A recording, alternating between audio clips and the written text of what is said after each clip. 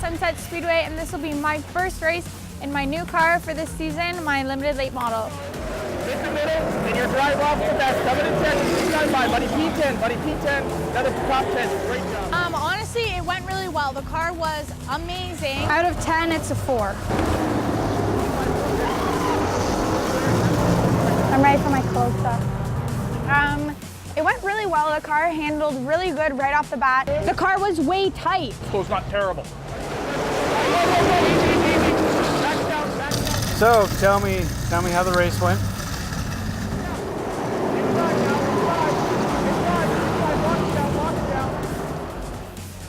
Yeah, it's a contact sport. It's like 1,000 degrees. I'm really hot. I'm really out of breath. I have a cramp. My feet are on fire. And that's basically just how every late model race will go.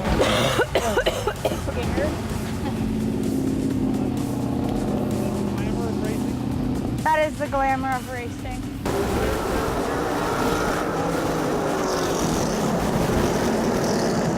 Kyle Butch over here wants new tires every time she's in the car. Who doesn't? So do I though. care. As an ex-driver, so do I.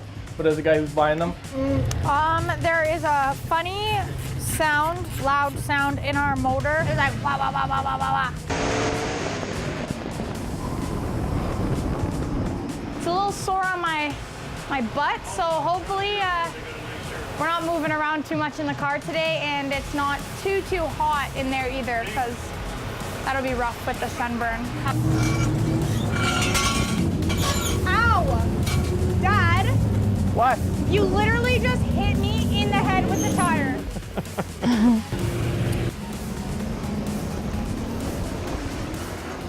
Can't find something, unfortunately. Because we could say send it, and then we. I don't want to blow it up. Okay. If it's broken, I'm not going to race. I'm just asking. You know what? So what You're far if you... better than I was at your age, because I'd be like, well, what's the worst that could happen?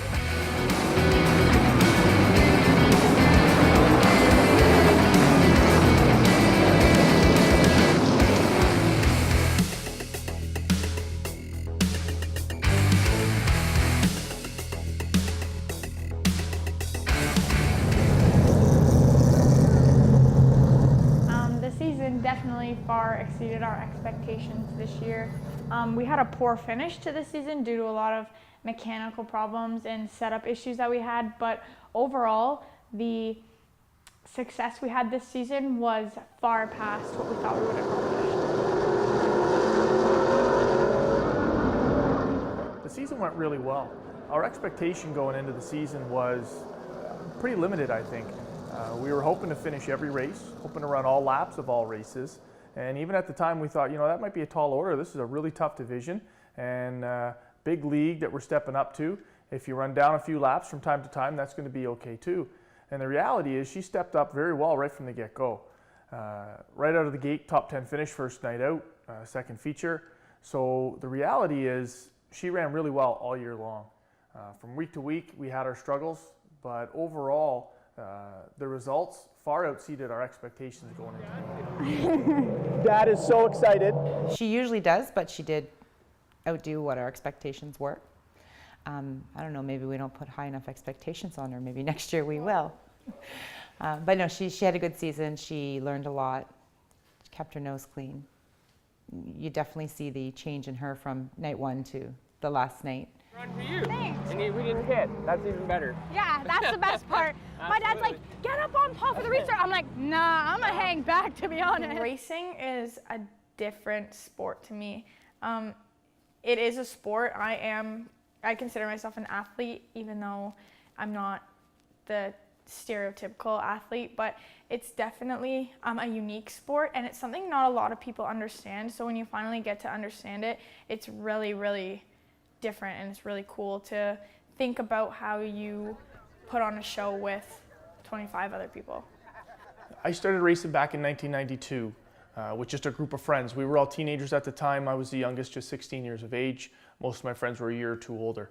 And we had been to Sunset Speedway the year previous as fans. We used to drive up on a Saturday night, watch the racing, and afterwards wander down into the pits. You can walk through the pits, and we looked close at some cars and talked to some of the drivers and thought, hey, you know what? We can put a car together and come out next year and give this a whirl. So a far different atmosphere back then than it is now. We were just a bunch of, 4 or 5 teenage boys who were struggling every week to get to the racetrack coming from the city, and we made our way through 4 or 5 years worth of racing together before we moved apart. Mom, are you gonna come out to the infield with me? You better. No. Please, Mommy. Mama, please. I started going to Sunset when I was 8, and my dad and his brother raced up there. My brother raced a number of times up there as well. My dad was always helping somebody if he didn't have a car of his own, and that is where I met Brendan when he raced actually against my uncle that year. And so we've been going ever since, so it's a lot of years. I'm not telling you how many though.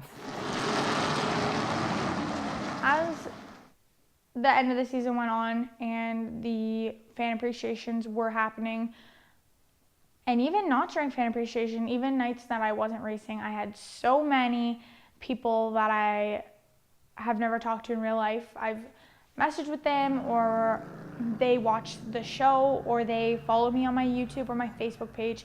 They would come up to me and they would say, "You're doing amazing this year. Keep doing what you're doing. You've learned a lot. You've come a long way. Hey, I really like your show. I love that you work with charities." I mean, people that love the sport want to recognize drivers that are growing with the sport, or that have young kids and they can relate them to me. I mean, I think the attraction to following a younger driver is you relate to your kids relate to them, and that is kind of like an in with a lot of the people that do follow me and that are my fans, and I love it. They're more impressed with the girl driver over everybody. I love when kids come up to me at fan appreciation. I love when kids ask me for pictures. "Hey, can I sit in your race car? Hey, I want to be just like you one day." And every single kid that comes up to me, I ask, "Are you going to be a race car driver one day?" And they get the little shy, turn away. And their parents are like, "Go on, answer." And they go, "Yeah, I want to be a race car driver someday." And that's Alyssa, and she's excited to meet you. Nice to meet you too. Are you guys going to race one day? Well, this one Maybe. might. And whether or not they are, I think that having a role model, or just somebody that believes in you, that doesn't even have anything to do with you, I think that's where kids build that sense of something in themselves. Here, I'll help you in. Wow. Okay, put your feet on the seat. There you go.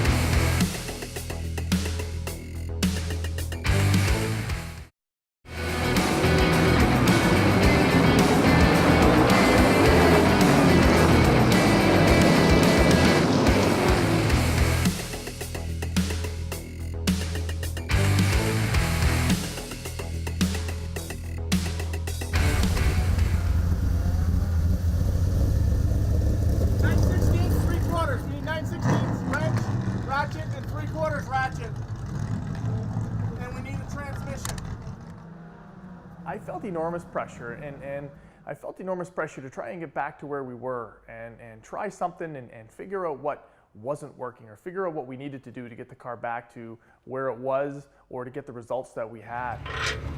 Because I don't want to come from the inside out, because then it's sticking out far and it might get in the way of the trailing arm. I don't think so, because if the lead's there, it's not gonna touch.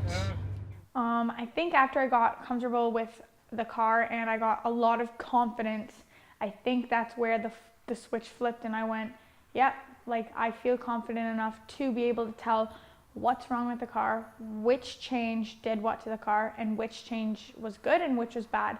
I think this season I've grown a lot as a driver, and being able to diagnose the different problems that I was having with the car, and to be able to decipher between front, back, left side, right side. I think I grew a lot as a driver this year.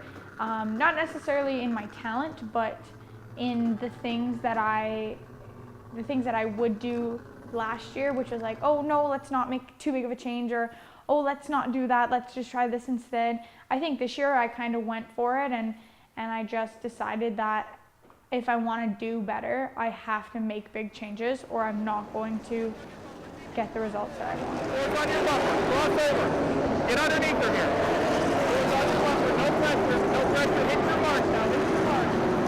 Hit your mark. White flag this time by. White flag forward, looking, clear. As far as being a student, Kendra was great. Yeah, she's like a sponge. She always has been. For the 5 years she's been racing, we've talked quite a bit about what works, what doesn't work. She's actually also helped me out with, hey Dad, this did work, this didn't work, and things that I think might work from the sideline or from the spotter stand isn't necessarily going to translate into success on the racetrack. And she's getting far better at relaying that information back to me, as well as when she gets off the track, how the car's performing. So should we go and make a stagger adjustment? Is it a wedge adjustment? Do we want to try something with a sway bar?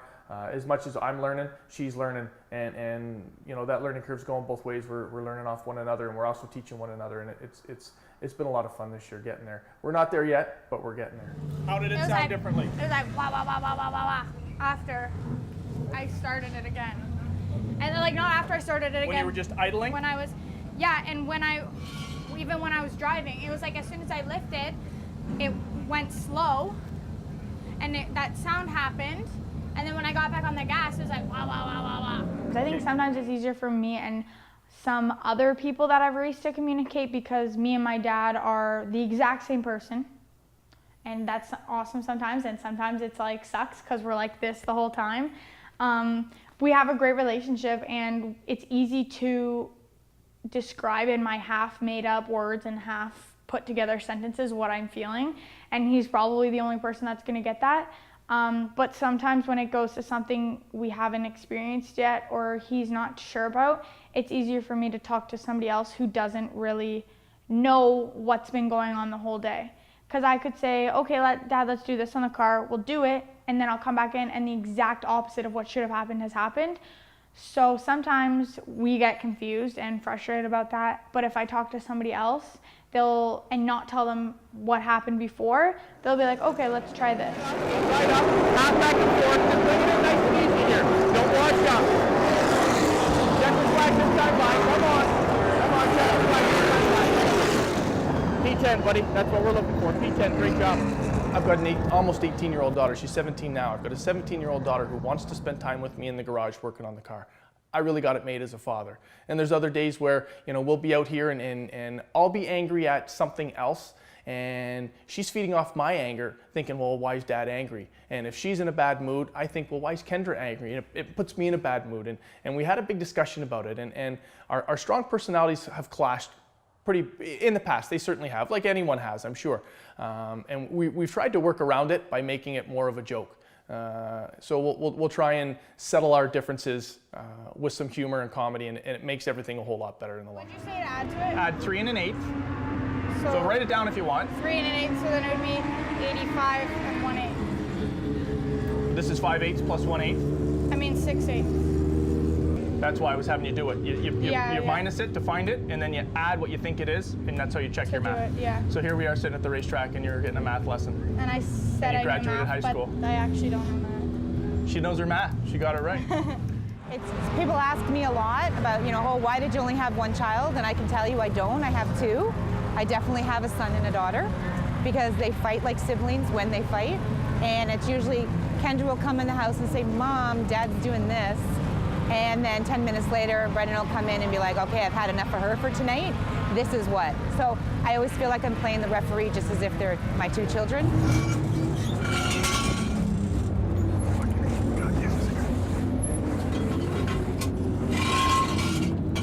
Ow! Dad, What? you literally just hit me in the head with the tire. Okay, well, I didn't know your head was that close. Yeah, because I'm trying to put this drag stand on. All right, well, I'm sorry. Don't sound like you're sorry. Other than that, for the most part, they really do work together well. But the biggest problem is that they are the identical person. They share all the same bad traits and all the same good traits. and they do butt heads, and they're both very adamant that they are right. So it makes it interesting at home for sure. As you've seen a couple times at the track, they do that as well. That's my daddy Haskell. I think that my mom can kind of be like, blah, blah, blah, blah, blah. And then whether or not I'm mad, angry, sad, she can be like, okay, bye. But my dad has to be with me all day. So he kind of beats around the bush a little bit more and doesn't try to hurt my feelings as much. But if my mom's like, come on, Kendra, like, really? What are you doing? I'm like, you're like, that makes me a little sad, but you're right. I don't know what I'm doing. She definitely gives me more honest feedback. Take some time to get used to your new throttle because it's going to be pushing it a lot more than you were before, like not realizing. Just like I'm good, Mom. You get new brakes on your car and all of a sudden you put yourself through the windshield. My dad is more reserved, even with the good feedback. He like gets really excited for me, but at the same time he's like, hey, but this is serious. Like, get back to work. Like, we got to do some more stuff. That's the Adams Motorsports maintenance package right there. We need to stop living. 'Cause what is this? It's the pad falling out and us not checking that kind of shit. That bolt check comes with that. Show the camera. I showed Genioli, he's like, you're killing me. We suck. So the brake I pad got shifted out fans. the caliper and fallen half out. So the brake pedal's been poor, and that's something that's been going on for at least a couple of races, I'd say. So shame on us for not finding that in the shop.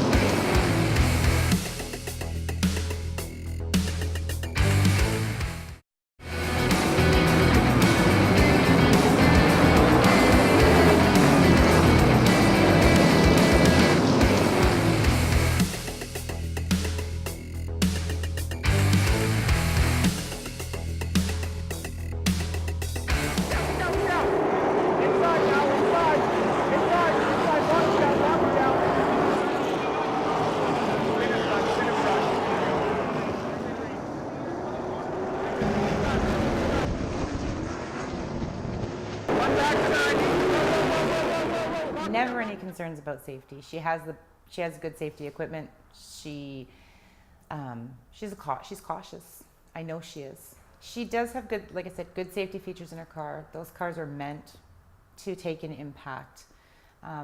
The people that she races against now, they're all experienced. Everybody makes mistakes, or as it says, things happen fast. So there is the chance that she will be in a wreck. But again, I don't ever think about her being hurt out there because I just don't. It's not something that I think is going to happen. And if she was hurt, I mean, she has had a concussion in the past. There's an ambulance there. They're going to take care of her. I'm more concerned when she pulls out of the driveway in her street car and drives down the highway. These cars are purposely built. They're extremely safe. You're surrounded by a roll cage. You're in a containment seat. You've got a fire suit. Kendra wears a Hans device, head and neck restraint, a helmet, gloves, and everybody's going in the same direction.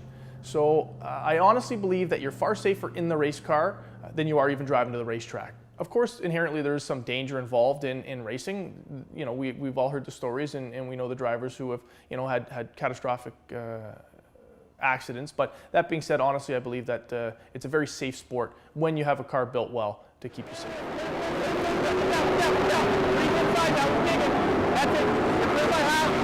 Things happen very fast in late model, and it's hard to, even though you want to tell your driver, oh, this is happening in turn 3, like you don't have time, you don't have the space to be looking for what's going on in front of them when you need to tell them what's going on behind them, because the driver can see what's going on in front of you, not behind them. So I would value the information behind me far sooner than, oh, hey, there's a wreck coming up, because I can see that. So when an incident occurs, it's just reaction on your part. Yeah, it's basically like, it's a do or die thing. You're kind of like, you're going head into this accident, or you might hit somebody trying to go around, or you might hit somebody going this way, but door to door is a lot better than whatever's going on in front of you in your nose.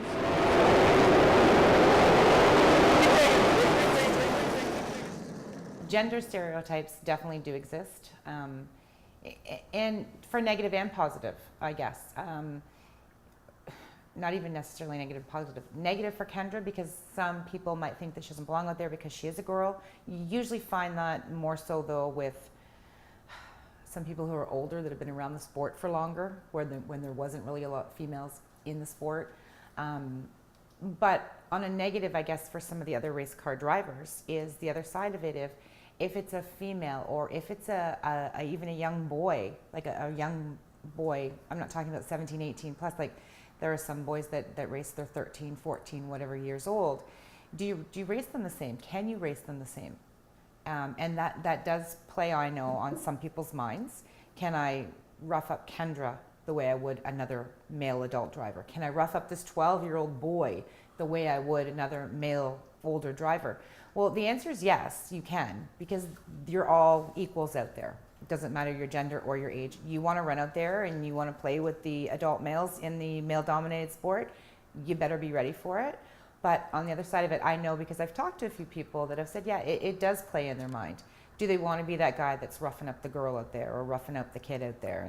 Or vice versa. If the girl roughs you up or the 12-year-old boy roughs you up, you can't get out of the car and go and yell at them. Some people do. Some people say, well, I wouldn't do that, or I can't do that, or, you know, so it does make a difference with the gender. Either way, it's here to stay, so I'm not doing anything. And I think that people will take any inch that you give them. So it's a way you have to learn, and you have to decide, okay, am I going to let this happen, or am I going to tell them, hey, that's not cool. This is like, I'm out here to race too. I think being a rookie and a young driver definitely plays against me because people feel, hey, I've been racing in this division for 10 years. Like, this is my spot. This is where I dominate. Roll over for me. But as people get more confident, as people develop their skill more, they definitely find their place on the track, and they definitely see how other people race them. So some people race me one way and other people race me another way. As far as women in the sport go, I think Kendra and I figured it out, and I think out of all the registered drivers at Sunset, I think it was less than 1% of them were females. So we're still way far off of where we might be one day. Overall, racing throughout Canada and the United States, there are definitely a lot more females racing, crew, whatever, than there used to be. I'm not really sure it's ever going to get to where there's as many females as there is males, simply because maybe most of the females aren't interested in cars. But definitely there is a side of some of them that just won't feel comfortable. It is really male dominated, and it takes, I think it puts a lot of pressure on them, because whatever they do, they're going to be scrutinized because they're the female out there, or they're the kid out there, you know, and it's kind of a double whammy when you're the kid female out there. A lot of people, everything's going to be your fault, whether it is your fault or not, and that's fine. You just got to have very broad shoulders.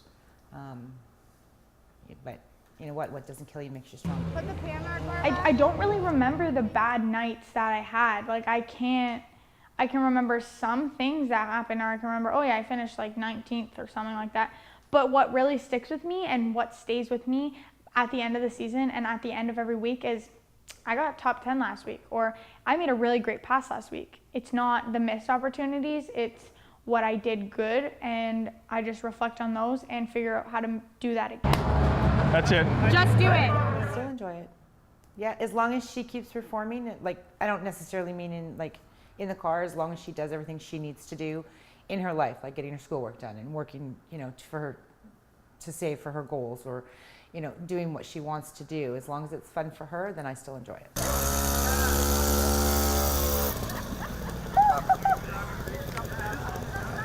That's too scary. That's too scary. I enjoy it more watching Kendra and working with Kendra. I get more enjoyment out of seeing her enjoying it. Not that I don't enjoy it, because I do a great deal, but I get far more out of it watching her enjoy what she's doing, knowing that I've been through it at that same age, than I ever did when I drove in the car. I love racing, and I'd love to get in a car and race again, and maybe one day I will. I'm not saying I won't do that. I've already retired twice. Not to say I can't come out of retirement again. But at the end of the day, I enjoy it far more watching her and sharing that experience with her than I ever did, racing on my own. I think that The actual sport of racing has nothing to do with who I am, but everything I do because of racing makes me exactly who I am.